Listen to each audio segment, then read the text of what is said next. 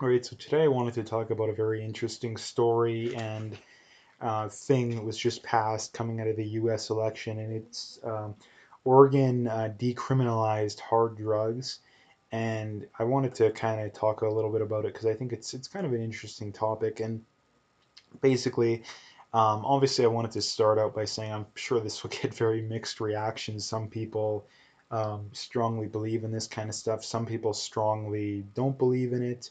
And I think there's a aspect of it that people really leave out when they talk about the something like this. So again, so basically, getting right into it. Personally, I believe that drugs absolutely should be decriminalized.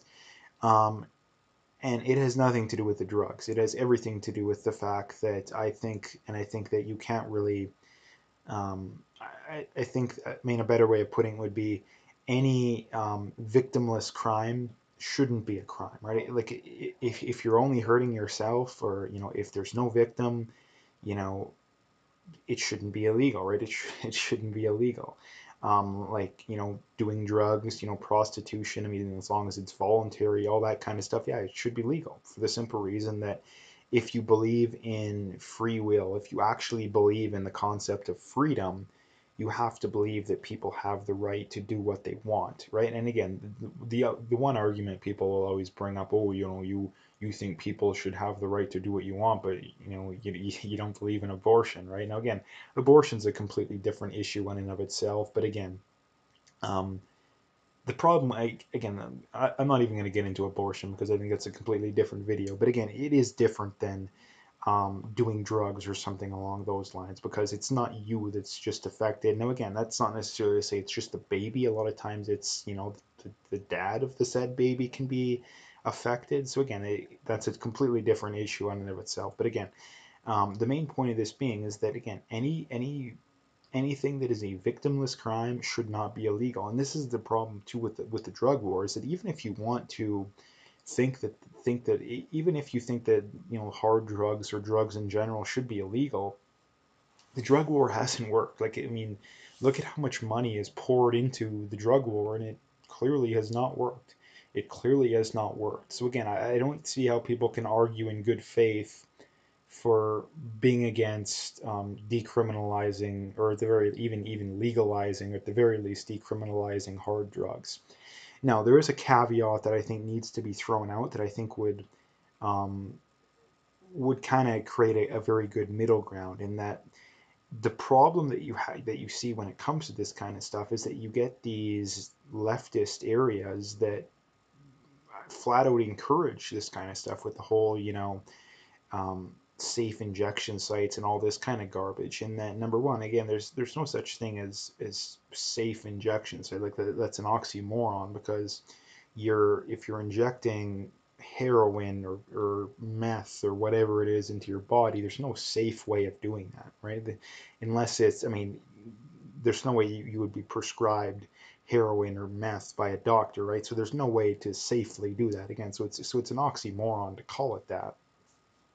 What we need is a society that raises kids in a way that is less likely for them to end up being drug addicts. Because again, if you look at these drug addicts, they're overwhelmingly kids that were abused as kids, right? Overwhelmingly. Again, you can look this stuff up for yourself. So that's the first thing we need to do is that we need to stop abusing kids. I mean, I think that's one of the biggest. I mean, as far as underrated issues in society, I think the abuse of kids is probably the biggest, arguably the biggest issue that isn't really talked about by either side of the political spectrum. And again, the other thing too is that we can't be giving people free, unlimited free stuff too when it comes to this kind of stuff. Like we need to be very clear with people and say, I mean, obviously this is never going to happen, at least in Canada, but I'm talking about hypothetically here is that we can say, hey, you can do all the drugs you want, but we're not giving you any free healthcare. Like if you want to, maybe if people want to say, yeah, I want to get clean, maybe, but the idea that again that's it goes back to the whole victimless crime thing, and that if you want to do drugs, if you want to drink your face off every day, fine, but the minute that you want to point guns at other people and force them to pay for your health care, again, that's no longer a victimless crime. So again, that's something that needs to be that really needs to be talked about. That it really bothers me how the people who advocate for people to be able to do hard drugs don't believe in that as well. Because again, if we're going to force people at the point of a gun to pay for these people's health care, well, no, I do believe that people should. I do believe it should be illegal because again, when you I mean, look at California. Like, I mean, you got San Francisco is a complete, looks like a third world country in a lot of areas. And why is it? Because they have this leftist utopian worldview that let's just let people do all this kind of stuff, and not only that, let's encourage it. Let's give them free, unlimited everything to do it, and all this kind of stuff. And that just doesn't work. You do need a bit of a middle ground here, and basically, when it comes to this point of view, my opinion on this is not. It doesn't align with either side because I believe in aspects of both sides. The side that wants to legalize or decriminalize this, I believe, is right, but they're often the side that also wants to force people to pay for the health care of said people, and they also encourage it, or at the very least indirectly encourage it. So I think they're wrong on those two things, but I think the other side is wrong on um, the fact that they think it should be illegal, right? So again, like I think that's the big caveat when it comes to this kind of stuff is that um, victimless crime, yeah, there should be no such thing, right? Like if it's a victimless crime, it shouldn't be illegal. Um, but again, like I say, on the flip side, we can't be giving people free, unlimited health care if they want to, smoke a pack a day, or, do meth, every day, right? Like we can't be doing that, right?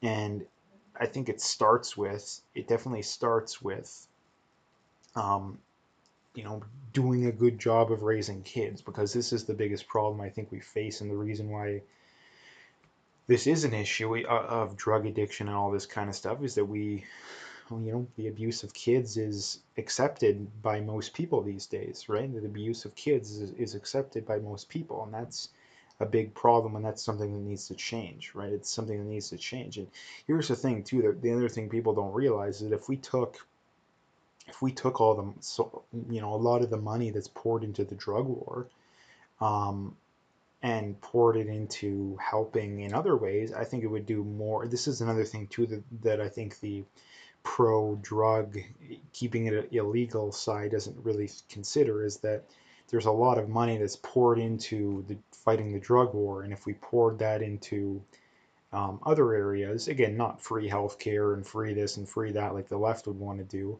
I mean, actual stuff that would actually help. I mean, number one, you can lower taxes. That would be nice. Maybe we could, cut back on spending a little and save money on the deficit. That would be probably, I mean, the two first things I would do. Um, but again, that would be another very important thing to do.